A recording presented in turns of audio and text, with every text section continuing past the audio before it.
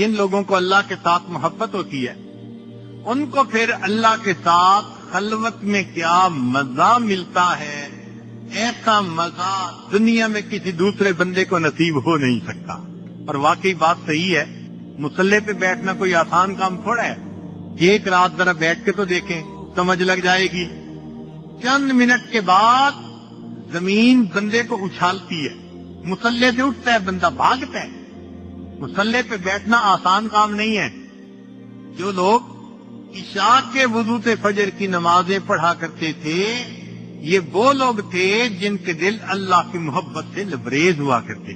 वो मुसल्ले पे आके ऐसे पुरसकून होते थे जैसे मछली किसी पानी के अंदर जाकर पुरसकून हो जाया करती।